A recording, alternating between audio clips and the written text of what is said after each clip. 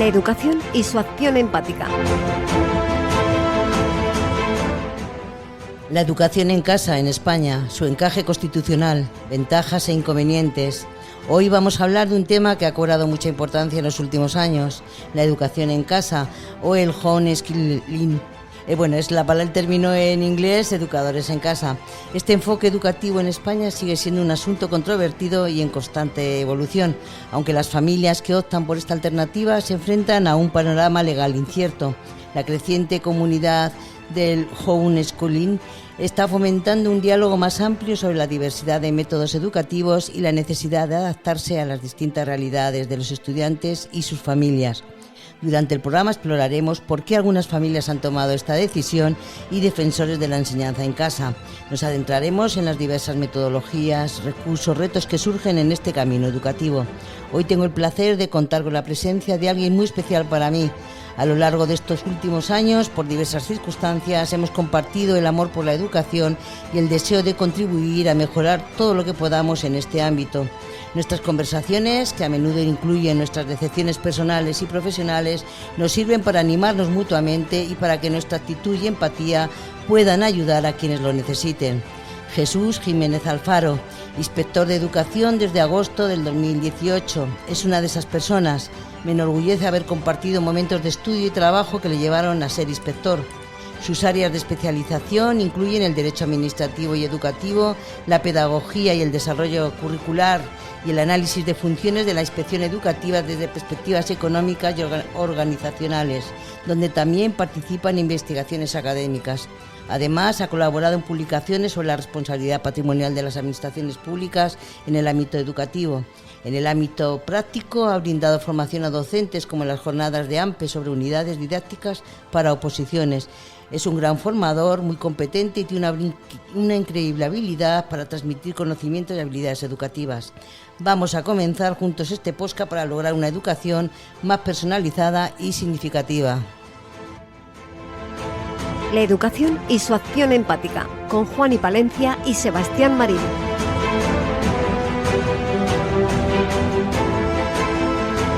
¿Qué tal? Muy buenas, bienvenidos a la educación y su acción empática. Aquí estamos como cada 3 semanas. Bueno, alguna vez nos pasamos un poquito, pero ya saben, esto es la indiscreción de los podcasts.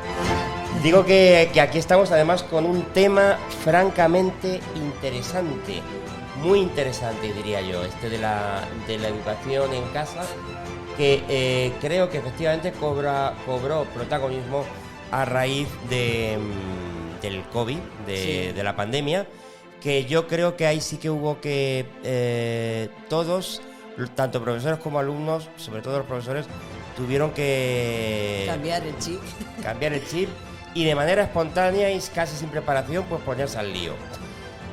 Vamos a conocer naturalmente a nuestro invitado, que creo que le tenemos al otro lado del hilo telefónico, Jesús Jiménez Alfaro.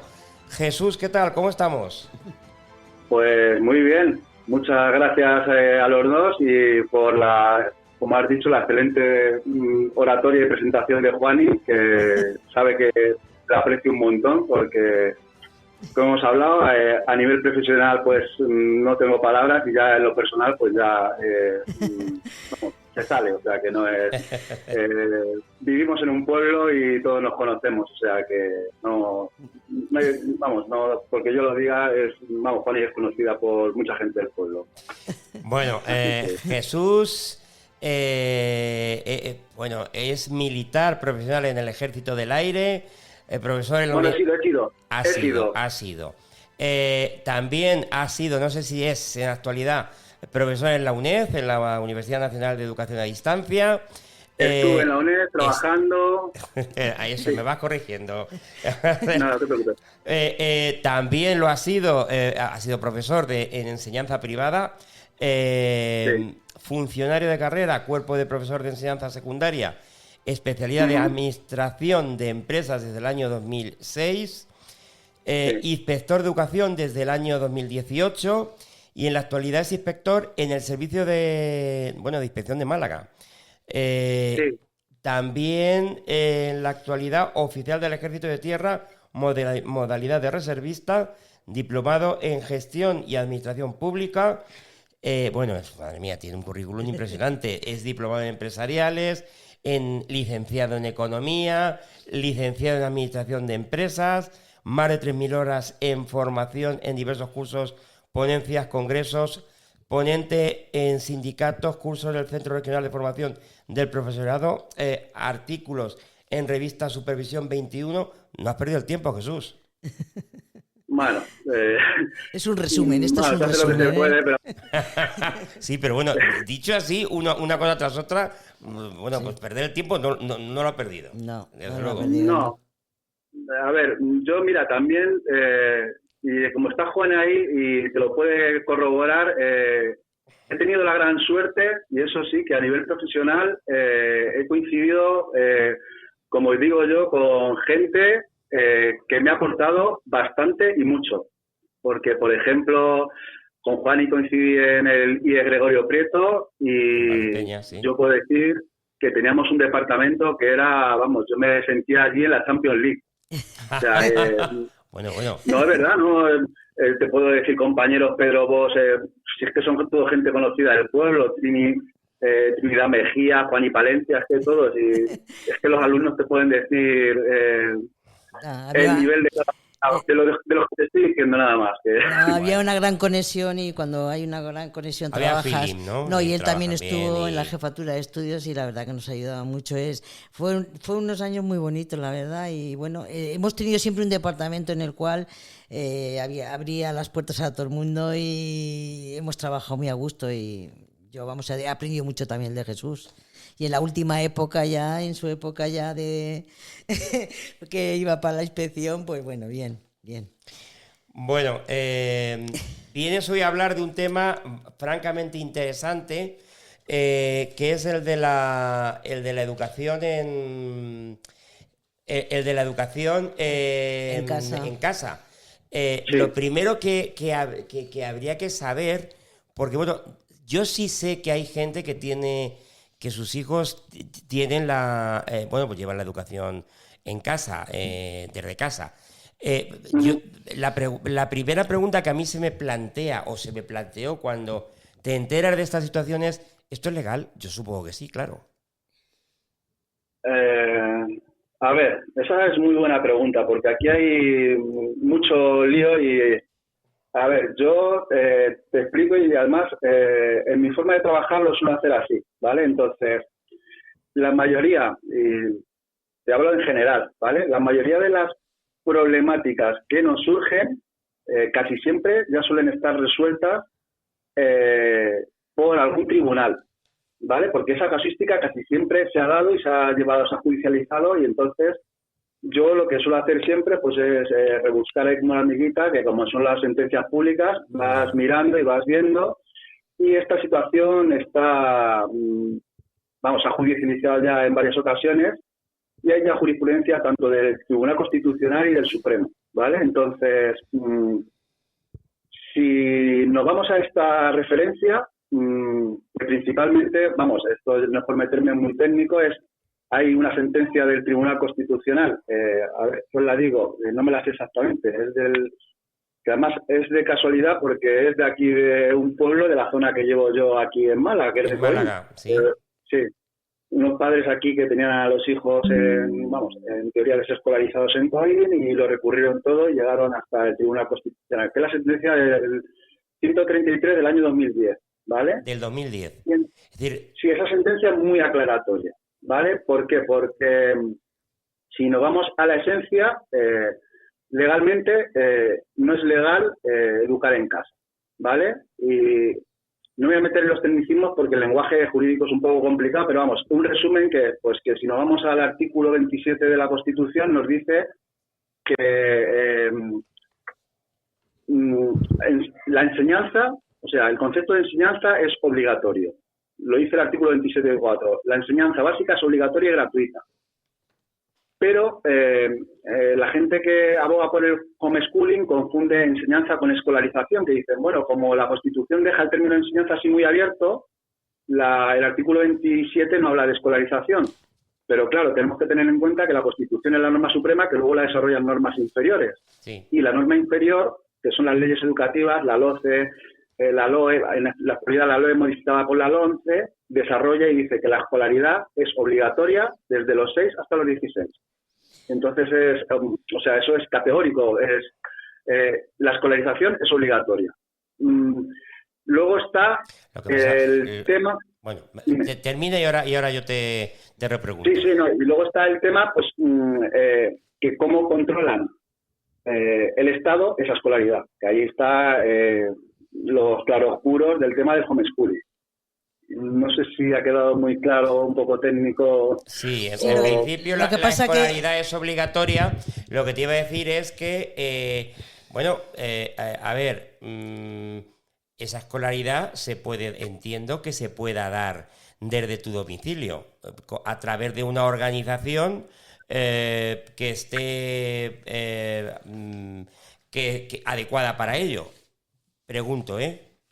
Es que eso ya es lo que te digo, la Constitución te habla de enseñanza, pero luego ya la LOE, la Ley Orgánica de Educación, te lo cierra y te dice que la escolarización, es decir, el proceso de ir a la escuela, eso sí que es obligatorio, o sea, que es obligatorio escolarizar en un centro a los niños desde los 6 hasta los 16. Sí, claro. Es decir, Jesús, Dime. que la Ley Orgánica Educativa dice que la escolaridad es obligatoria y, sin embargo, la Constitución no lo determina así.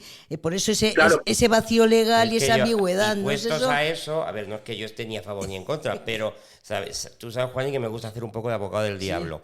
Entiendo que también podemos entender como escolaridad una organización, un colegio online al cual se conectan los chicos y desde el cual se enseña. Entiendo que eso también podría ser escolaridad. Claro, es que ahí vas al tema que pregunto, ¿eh? Sí, muy bien, Sebastián, has dado en el tema, porque es que eso también lo desarrolla nuestra ley. Es decir, que nuestra ley, que eso sí lo reconoce la Constitución, todo el mundo tiene derecho a la libertad de creación de centros públicos. Entonces, tú, en teoría, cualquier persona puede crear un centro privado, que luego, en teoría, pues si se concierta o no, pero que todo el mundo puede crear, en teoría, un centro para atender esas necesidades, ¿vale? Pero yo te hablo desde el punto de vista legal, ¿vale? Desde el punto de vista legal lo cierra, pero luego está el claroscuro, que esto tiene mucho que ver, es decir, que en esto hay familias que lo hacen y se les permite, porque aquí entran mucho en juego los servicios sociales, ¿vale? Es decir, una familia que quiere educar a su hijo en casa, pues ¿qué pasa? Pues que no lo lleva a la escuela y entonces pues ya... Y tiene que intervenir servicios sociales, tiene que intervenir. Claro, entra ya lo que se llama protocolo de asentismo y un proceso administrativo. Entonces ya analiza servicios sociales. Y servicios sociales analiza ya en relación a los derechos de los padres y obligaciones en relación al Código Civil. Y entonces, pues hay servicios sociales que analizan y dicen, no, pues los niños no están ni...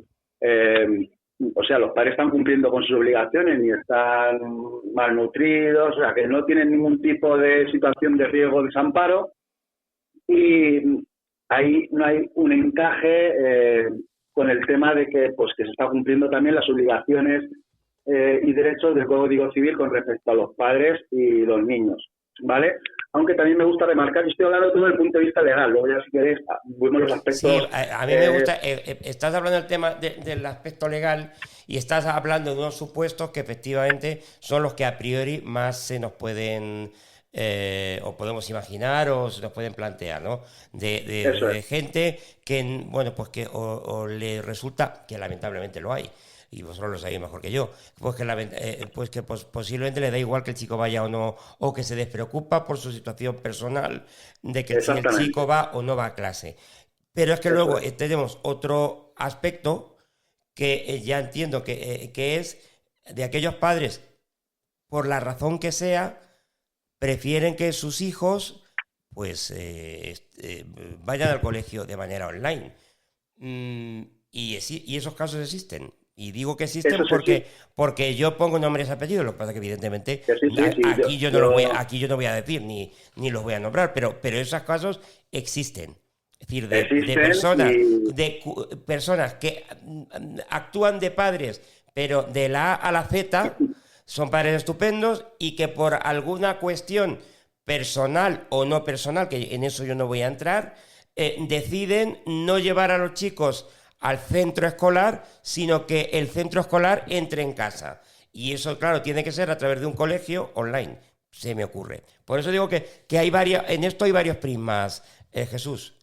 Es que está tan abierto el abanico porque hay muchos casos. Cada familia es una casuística que ha hecho esto, porque hay familias, yo tengo, no yo, un compañero tiene un caso y la familia no lo tiene escolarizado en un centro online, sino que es la propia familia la que asume cada uno de los aspectos curriculares y, pues ese aspecto, y se lo acredita más o menos a servicios sociales, es decir, oye, mira, que más o menos y los servicios sociales no le han puesto ningún problema. ¿Ves? Ese punto, o es que claro, ya me estoy dando cuenta que que puede haber infinidad de casos. Es que además esos padres tienen que estar los 7 días de la semana, los 365 días al año. En todo caso, Juani, debería ser. Sebastián, ¿sí?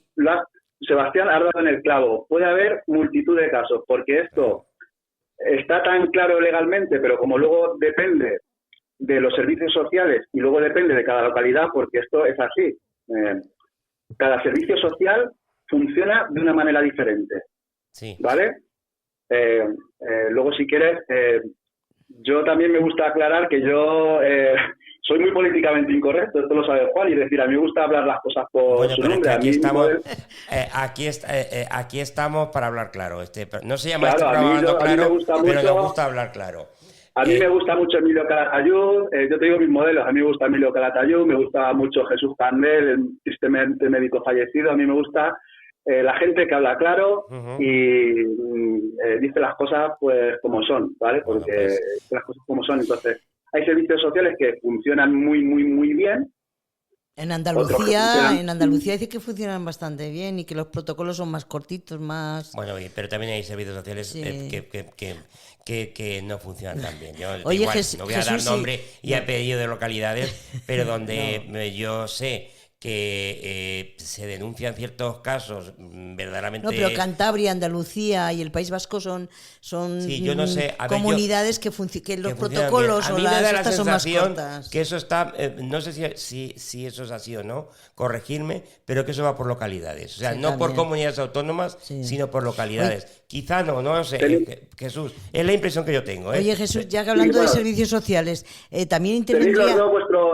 Los dos lleváis vuestro acierto, es decir, Juani, ¿por qué llevas acierto? Yo te digo Andalucía, yo te puedo comparar porque yo estaba de inspector de educación en Castilla-La Mancha y he estado aquí en Andalucía. Andalucía, ¿por qué lo lleva muy bien? Porque la comunidad autónoma ha sacado una normativa, que la normativa vincula, es una normativa de comunidad autónoma que vincula a todos los servicios sociales, es decir, hay una normativa muy clara, hay un procedimiento que se llama SIMIA, de colaboración, que está totalmente regulado, la colaboración de centro docente con servicios sociales. Le saltan directamente a los servicios sociales. Cuando hay un número mínimo de faltas, le salta directamente a servicios sociales sin que haya que hacer ningún procedimiento, vamos, que es automático. Hay un procedimiento que también está regulado que se llama valoración de menores, es decir, que hay una normativa autonómica que vincula y entonces pues todos los servicios sociales se vinculan, ¿vale? Luego, como tú bien dices, Sebastián, hay servicios sociales que, aunque no exista esa normativa, funcionan de manera excepcional, ¿vale? Sí. Yo te puedo poner ejemplo y dar un nombre. Alcázar de San Juan funcionan de manera espectacular. Vale, espectacular. Pues yo te puedo decir de algún caso, y no voy a dar el nombre, y no es Valdepeñas tampoco, es en Castilla-La Mancha, pero no, que no funciona nada bien, o sea, hasta donde yo sé, ¿vale? O sea, también todo, sí. Por eso digo. Bueno, pero aparte de todo de que funcionen bien o no funcionen bien, Jesús, el tema de coordinación con educación y en el tema de asentismo es verdad que lo hemos vivido, yo lo he vivido años, de que hasta que le das al servicios sociales entra a la fiscalía, hasta que la fiscalía toma tal, el chico ha cumplido ya los 18 años y ahí es que no ha habido donde poder en un momento determinado acotar o dar solución a esos temas de asentismo. Entonces, aquí en este tema de la educación en casa, ¿realmente la Fiscalía también interviene o va en concordancia con educación o cómo va todo esto? Claro, pues esto va todo encadenado, es decir, la estructura de las fiscalías, si os fijáis, las fiscalías también tienen una estructura provincial. Entonces, cada fiscalía también tiene su forma de funcionamiento, ¿vale? Algunas son más estrictas en el tema del asentismo, otras no, ¿vale?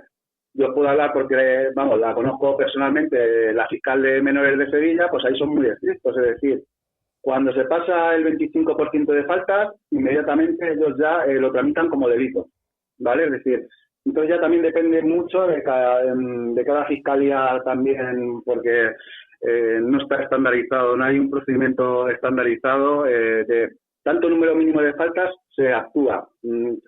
¿Entendés? Si tenéis todo, si los dos vais muy bien tirados, ¿sabéis? Cada uno vais dando en su puntito que... Hombre, que yo no quiero meterme aquí con nadie, ya sabemos cómo es el tema, los plazos, que la ley, yo me imagino que todas las fiscalías y todos los servicios sociales en general intentan ayudar y prestar sus servicios bien al ciudadano, ¿no? Pero es verdad que los procedimientos son un poquito largos. Se crean diferentes formas de actuación. En un mismo caso, en un sitio se hace de una forma y en otro se hace de otra, ¿entendéis? Porque como no existe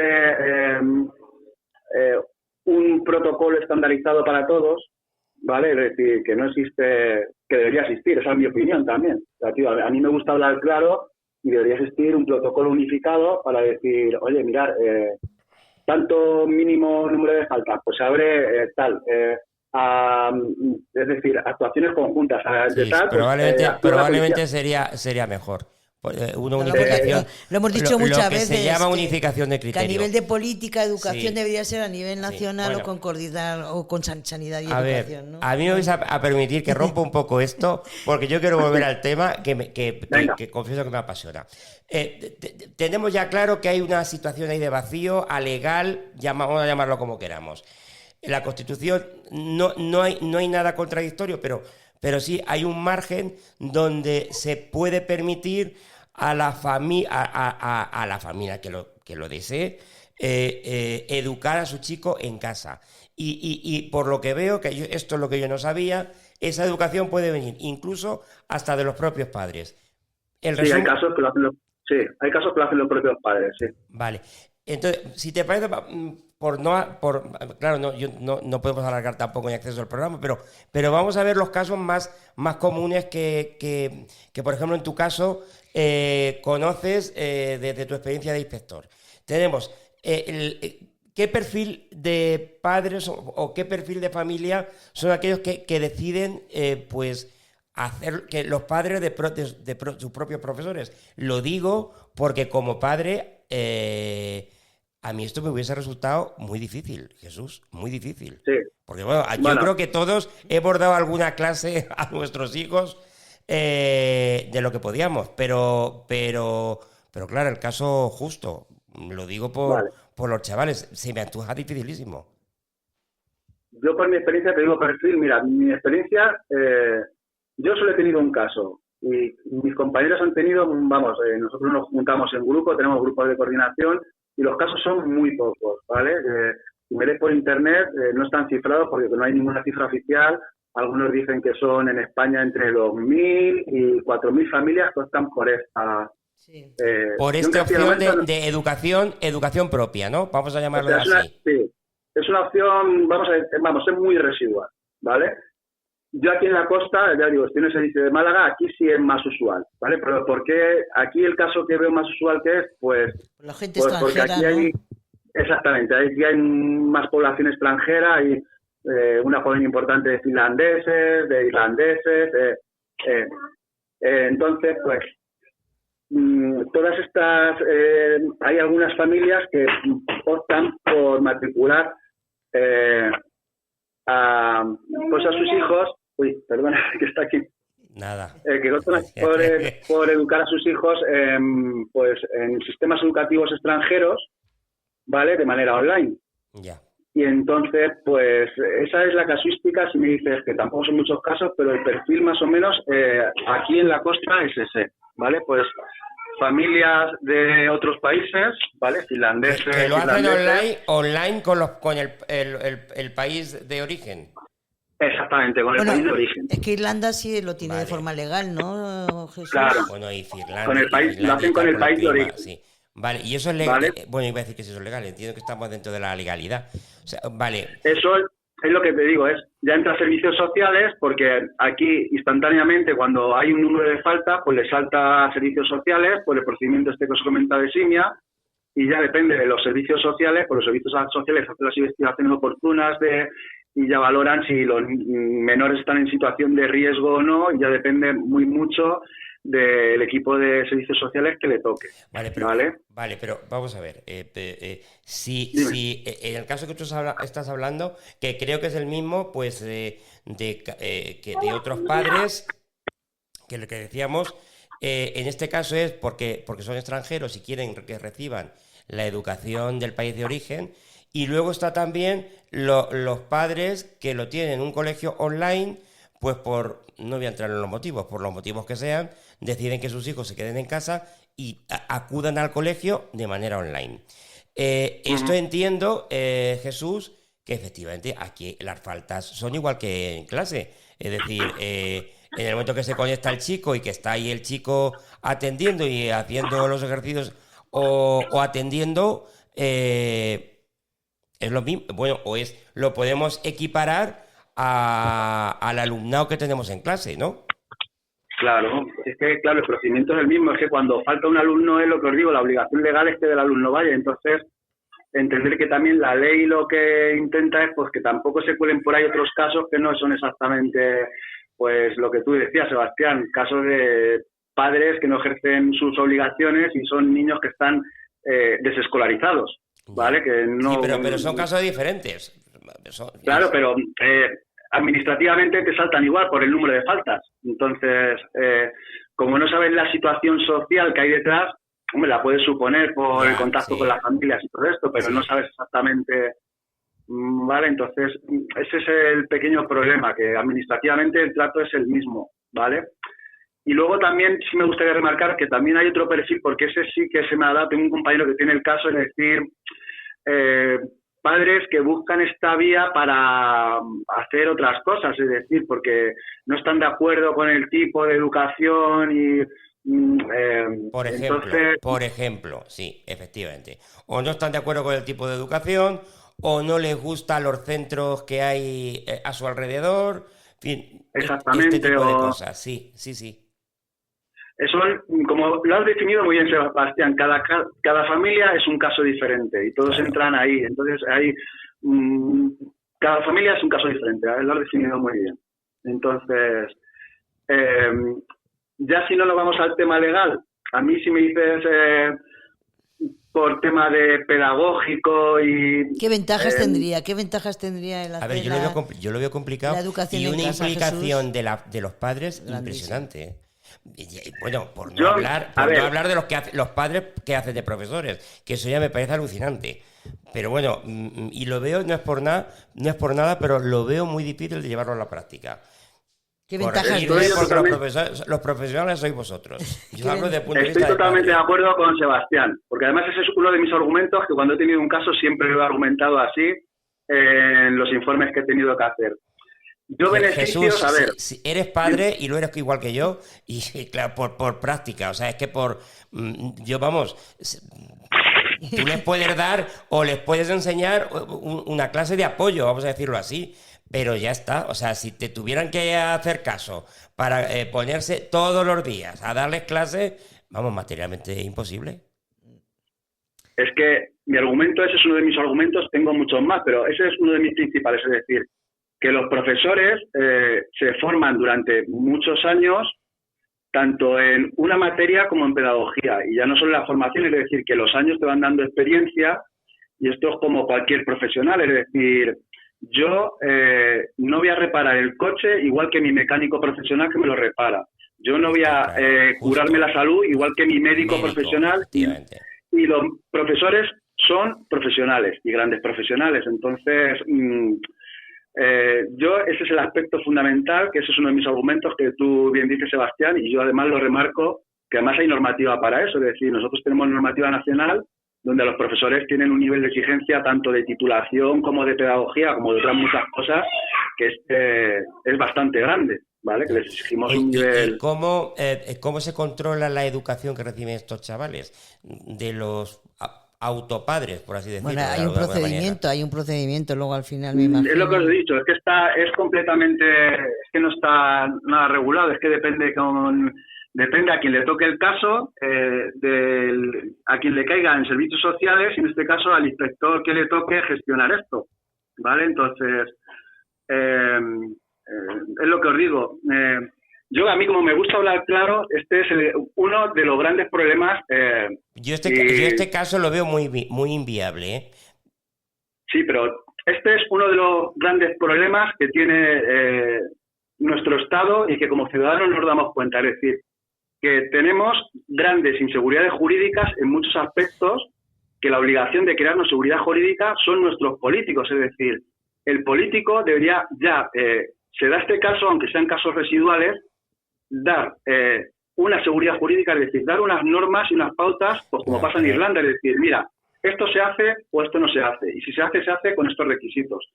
Igual que regulamos el código de circulación, igual que regulamos, es decir, nuestros políticos están para darnos seguridad jurídica, no para crear... pero es que muchas veces lo que hacen es justo lo contrario, dar inseguridad Exactamente. jurídica. De todas maneras, Jesús, tenemos dos países que están al lado nuestro, como Francia y Portugal, que lo ejercitan la educación en casa de manera bastante amplia, ¿eh? Sí. Pues es lo que digo. Si yo no digo, mi opinión, yo estoy en contra del homeschooling, pero a mí me da igual el legislador. Yo solo digo que tomen una opción y que se legisle. ¿Para qué? Para que se tenga seguridad jurídica y que todo el mundo, pues es lo normal en un Estado de Derecho, entendéis, que se sepan las reglas del juego. Es decir, lo que no podemos es estar en inseguridades, porque eso crea más problemas tanto a empleados públicos, funcionarios, padres, es decir, a quien somos los ciudadanos, que somos los usuarios de ese servicio, y los profesionales, profesores, etcétera, porque... Yo lo que pasa, Jesús, que te pregunta por las ventajas, que una de las ventajas, que además estoy aquí leyendo los porcentajes de protección frente a problemas escolares, el tema del bullying, que es importantísimo en lo que es la enseñanza reglada, la enseñanza presencial, y que en España pues está bastante, en caso de España, bastante grande. Yo admito, afortunadamente no he pasado por ningún caso de bullying, pero... y ya los chavales ya son grandes, pero sí creo que si me encuentro un caso de bullying y no tengo otra opción, por eso, pues a ¿tú lo crees, mejor te podría Jesús, llegar a qué plantear casos se deberían de dar esa educación en casa? Como por ejemplo, que si sabes tú qué casos se podrían dar, decir, justificar, tú, si no estás de acuerdo, qué casos se justificaría que realmente se hiciera esa enseñanza en casa. Porque yo encuentro otro problema, el tema de la inclusión. Yo soy una gran defensora de la inclusión y, por ejemplo, algún chico con algún tipo de discapacidades podría hacerlo muy bien en casa, pero también tiene otros inconvenientes, ¿no? El tema de la socialización. A ver, yo es que además te puedo poner casos en la inclusión, es que además es un caso donde estoy totalmente en contra, porque, por ejemplo, en España se han incrementado increíblemente los casos de autismo, ¿vale? Sí. El autismo, igual, cada niño autista es un mundo, pero una de las notas características de los niños autistas es la falta de socialización. Los niños autistas, yo por mi experiencia tengo comprobado que en la escuela avanzan muchísimo más en el gran problema de la socialización que si se les... en casa. Que hay algunos padres que dicen, es que en casa no sé qué, no sé cuántas. El autismo, uno de sus grandes problemas es la socialización. Y la escuela, una de sus funciones principales es la socialización de los alumnos. Y Sebastián, me ha gustado mucho porque ha dado una clave. El COVID. Claro. El COVID fue una desgracia, ¿vale? Pero el gran aprendizaje del COVID, y eso está más que demostrado, es que la educación a distancia no funciona. Vamos, demostrado. O sea... los alumnos nos lo señalaban, que no querían enseñanza a distancia por ordenador, el nivel vamos, es que... A ver, yo lo único, puestos a hablar claro, Jesús, yo lo único que te puedo contar es la experiencia personal. A mí les pilló... Y yo te digo la mía también. Claro, yo les pilló a los chicos, a mis hijos, hablo de mis hijos, les pilló a uno en segundo de carrera, y donde el primer año lo sacó estupendamente, el segundo fue el del COVID, con los exámenes en casa y tal, fue un auténtico dislate, un auténtico desastre. Que luego, cuando volvió a la enseñanza normal, en la universidad, se corrigió, ¿vale? Y el otro, pues que le pilló en segundo en secundaria, o sea, ya con el tema de la EBAU y tal, y ya sabes lo que ocurrió, pues... bueno, él porque es buen estudiante, pero sí que creo que ahí se perdió nivel y se perdió de todo. Y eso, el que no lo quiera ver, que no lo vea, pero eso fue así. Es que es así, es que esos son hechos evidenciados. Es una desgracia que lo tengamos que aprender así, pero la educación es un hecho muy social y los alumnos, aparte de aprender matemáticas, de aprender... somos, como digo yo, para educar a un niño se necesita una tribu, es decir, y la escuela es un gran medio de socialización, aparte de otras muchas ventajas, que es lo que tú comentabas. Yo, aparte de la profesionalización, pero bueno, yo hablo de mi opinión personal. Yo, homeschooling, no estoy para nada de acuerdo por muchos motivos. Las asociaciones que están a favor lo argumentan, yo pues... sí, como todo hay argumentos a favor y en contra. Hay argumentos a favor y en contra, yo lo respeto, pero yo, por mi experiencia y además por diversos estudios es que lo corroboran. Juan hablaba de la inclusión. Si os fijáis, la mayoría de las leyes ahora que que promueven los alumnos que estén en grupos normalizados, con los apoyos que necesiten, pero que estén en grupos normalizados. ¿Por qué? Porque hay multitud de estudios que se han evidenciado que los alumnos avanzan mucho más dentro de su grupo clase, con los apoyos que necesiten, que en grupos separados, restringidos, y siempre habla de grupo, no habla de... nosotros en la normativa educativa está, salvo causas muy excepcionales, sacar a un alumno de clase para apoyarle. Es decir, si un alumno necesita apoyo, tiene que ser siempre dentro del aula. Ya, ¿vale? sí. Y además, no es porque lo diga la lista, hay multitud de estudios que evidencian que el progreso es mucho mayor. Y volviendo al tema de la educación en casa, nos centramos en España, ¿vale? ¿Hay centros, hay IES o hay colegios dedicados a esto, o es un centro público? Pregunto, No, eso no existe. Homeschooling es una opción... Son educadores en casa, ¿no? Y vamos, las estadísticas son esto es que los padres pero digan, hasta porque... donde yo sé, hay es un colegio que es online, o sea que... luego hay la estadística pone que se estima que son 2.000 a 4.000 familias practicantes y la mayoría son en casa. Sí, vamos a ver. Padres que educan. No, Muchos. pero yo hasta donde yo te estoy hablando de chicos que reciben la educación en su casa online. En casa online con los profesores, es decir, que con su profesor de inglés, con su profesor de matemáticas o su profesor de lengua. Eso es lo que yo le estoy preguntando a Jesús ahora mismo. Vale. Y yo sé, que no sé en cómo, pero yo sé que eso existe. Sí, luego es que vamos a hablar, hay un encaje legal, que hay un centro público que se llama el CIDEAP, que es un organismo que depende del ministerio, que es para casos donde los alumnos no pueden acudir a un centro presencial, acuden a esta enseñanza online, pero tienen que acreditar, pues, por ejemplo, padres que cambian de trabajo muy asiduamente, es decir, que no pueden mantener una residencia habitual, pues entonces se le autoriza, que además los servicios de inspección tenemos que hacer un informe, se les autoriza a que puedan cursar las enseñanzas del CIDEAP, pero eso sí está normalizado y eso sí es legal. Claro, eso es lo que estoy, ¿vale? eso es lo que estoy preguntando. Pero escucha, pero porque los padres no estén de acuerdo con en el entorno que tengan el colegio tal, eso no pueden cursarlo, pregunto. No, si los padres no están de acuerdo, es lo que te digo, los padres los desescolarizan, los llevan a clase y entonces ya buscan la opción, pues es que como ya digo, ya hay múltiples casuísticas, es que los padres los educan ellos, que buscan profesores particulares o extranjeros que los matriculan en sistemas extranjeros, pero eso ya entra dentro de lo que hemos hablado al principio, entra dentro de que está vulnerando la escolarización obligatoria. Esto sí me gusta aclarar, cuando estamos hablando de escolarización obligatoria es de los 6 a los 16 estamos hablando de primaria a secundaria, ¿vale? O sea, la que es la primaria y la ESO. Sí, vale. ¿Vale? Que luego la sentencia esta que os he comentado, el tribunal también, el Tribunal Constitucional lo aclara, es que no lo ve legal también porque otro de los inconvenientes que señala el tribunal, y yo también estoy de acuerdo, es que a estos alumnos les creas un perjuicio a la hora que se tienen que seguir los estudios. Pues imaginaros cuando se incorporan al bachillerato, imaginaros que si tienen que ir a una formación profesional o a la universidad, pues como muy bien decías tú, a ver, lo de la universidad, tirando de argumento, pues siempre existe la UNED, Jesús.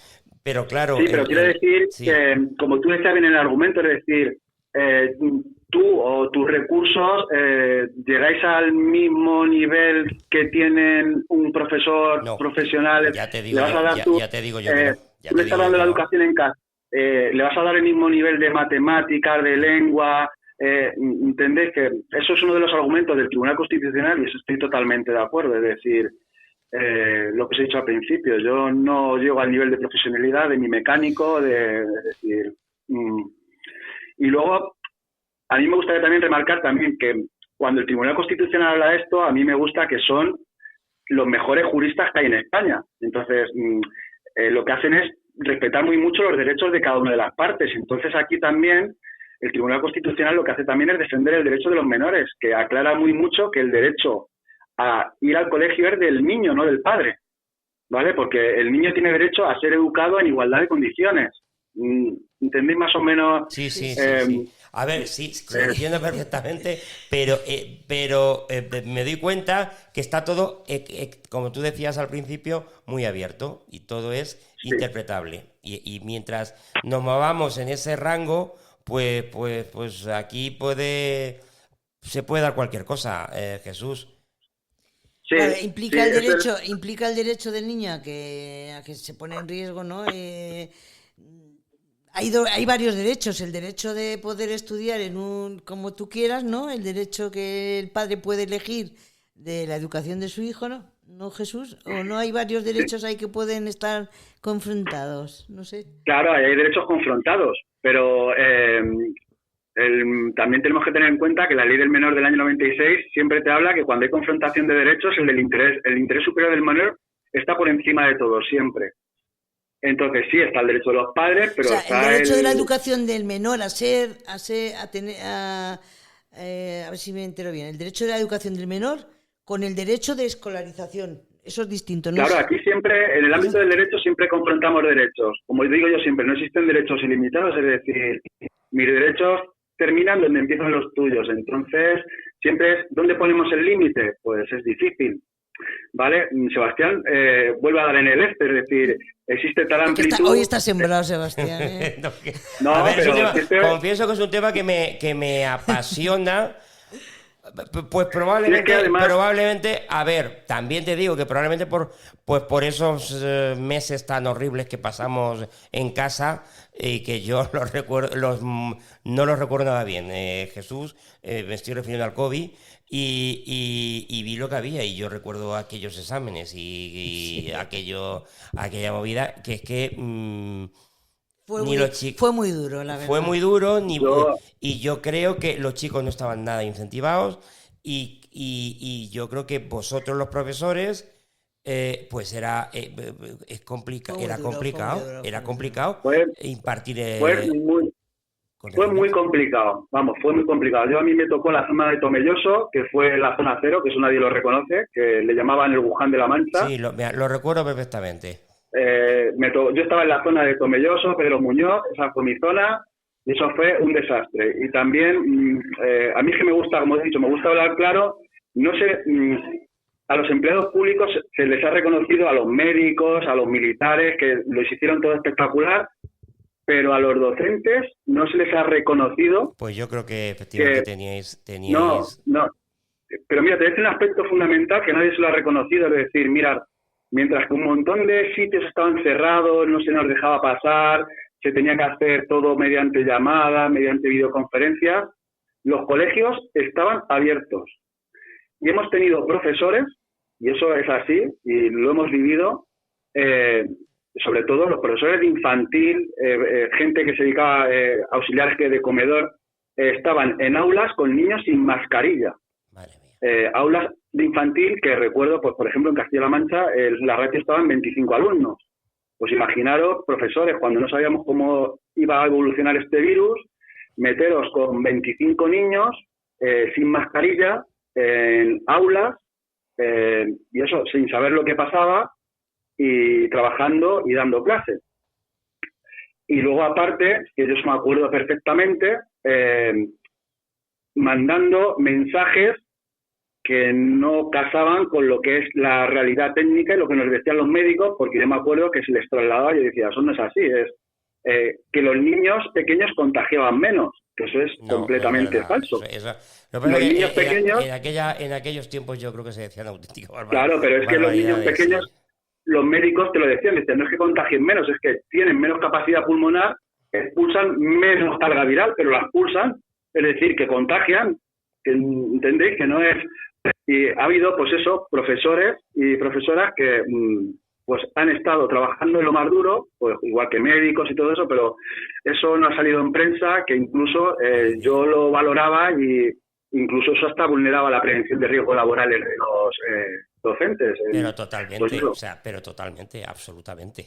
O sea que... Entrar en aula sin mascarilla, y pues eso, yo es que reivindico mucho el trabajo de los trabajadores públicos, que está muy denostado cuando, como sabe muy bien Juani, yo soy de la opinión que educación y sanidad son los dos sectores clave de un Estado. Sin lugar a dudas. Oye, Jesús, mira, España ocupa el puesto 17 mundial en la calidad educativa según el News World Report del 2023. ¿Estamos en un buen puesto o no? Mundialmente el número 17. Sí. Desde el no año... sabía ese ranking. No sé. Yo me fijo más y... el problema que, bueno, ya lo sabéis que en España, como tenemos una educación que va por comunidades autónomas que está descentralizada, yo me fijo más en los informes PISA que se hacen en muchos más países. Sí.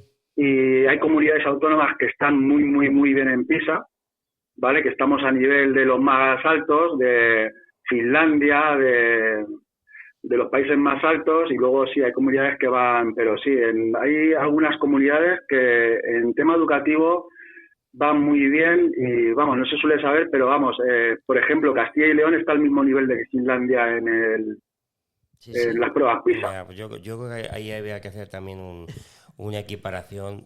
Es que, claro, se entra en otro terreno, pero, por ejemplo, no tampoco es justo ahí cuando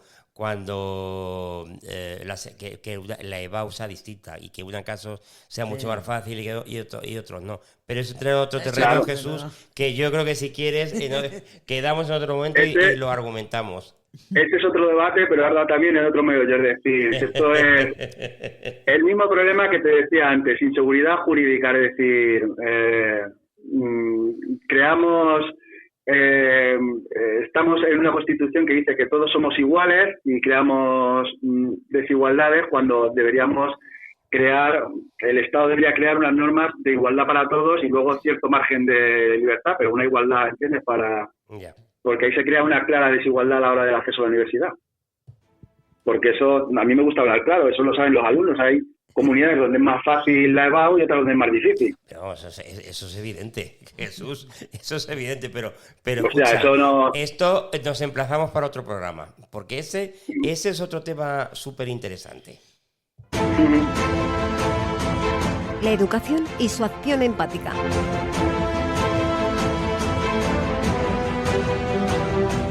Esperamos que este podcast sobre la enseñanza en casa haya brindado información útil. La educación en el hogar es un viaje personal y único, repleto de desafíos y recompensas, y cada familia tiene su propia historia y razones para elegirlo. Creo que no hay una sola forma concreta o correcta de educar. Lo más importante es descubrir el enfoque que mejor se ajuste a las necesidades de tus hijos y a tu estilo de vida, ya sea mediante currículos estructurados, aprendizaje autodirigido o experiencias de vida. La clave es fomentar el ambiente lleno de curiosidad, amor por el aprendizaje y conexiones significativas. Te invitamos a seguir explorando, investigando, compartiendo tus experiencias con otros sobre la enseñanza en casa. La educación en casa no es una solución mágica, pero puede ser una opción increíblemente poderosa cuando se hace con dedicación y los recursos adecuados. El Homeschool es para todos, no necesariamente, pero nos recuerda que la educación puede y debe adaptarse para beneficiar al estudiante y no al revés. John Dewey dijo: la educación no es la preparación para la vida, la educación es la vida misma. Jesús, quiero agradecerte de corazón por estar siempre ahí cuando te he necesitado. Has respondido a mis peticiones de manera ejemplar. Aunque no nos veamos, seguimos aprendiendo el uno del otro y poniendo en práctica esos principios éticos y valores que son tan importantes en la enseñanza. Bueno, Jesús, pues yo tengo que decirte que en este programa me habéis hecho abrir la mente un poquito más. Bueno, me alegro. No, es verdad, porque yo estaba un poco cuadriculado en determinados casos que yo me puedo plantear, pero claro, hablando con vosotros me he dado cuenta que esto es un universo, pero total y absoluto, y es que no hay dos casos iguales. En todo caso, creo... hemos hecho una buena introducción. La conclusión estupenda, pero sí creo que esto se tiene que regular y se tiene que tasar. No sé si estáis de acuerdo conmigo y probablemente una regulación amplia, pues para que se puedan cubrir por lo menos la mayoría de casos que se puedan dar. Porque esto, claro, es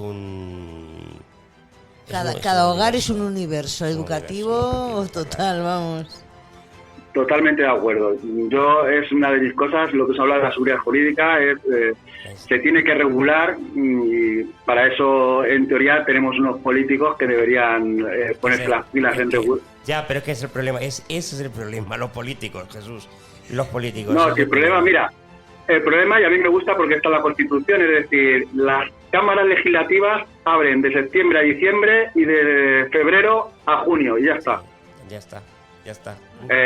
Me parece un poco, no sé, cuando hay miles de cosas que están en el limbo y crean, lo que os he dicho, crean un montón de problemas tanto a empleados públicos que somos nosotros, ciudadanos, y no solo en el ámbito educativo, hablar en cualquier otro ámbito, en sanidad, con policías, es decir, hay multitud de aspectos que dicen esto deberíamos darle una regulación.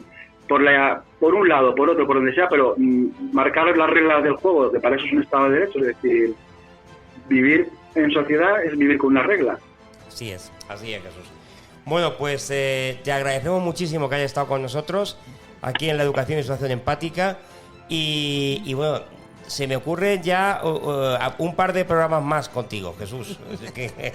Bueno, uno de ellos, el del EBAU, que me parece un tema apasionante, y muy injusto, pero yo creo que debemos dejarlo ahí para un programa futuro. Totalmente, Sebastián, es que has dado en el clavo, es decir, porque los alumnos, y los que Juani lo sabe, que hemos sido profesores de instituto, los alumnos se juegan mucho. Y es una cosa que, pues lo que digo, la Constitución dice que todos los españoles somos iguales y no puede ser que alumnos de distintas comunidades sean diferentes. Estamos totalmente de acuerdo. Jesús, muchas gracias. Hasta Muy luego. Bien. Pues os lo agradezco. Bueno, venga, un saludo. Y nosotros volvemos en 3-4 semanas. ¿Juani? Sí, muy bien. Un saludo. Adiós. Adiós, Jesús, y a todos ustedes, como siempre les digo, sean felices. Adiós.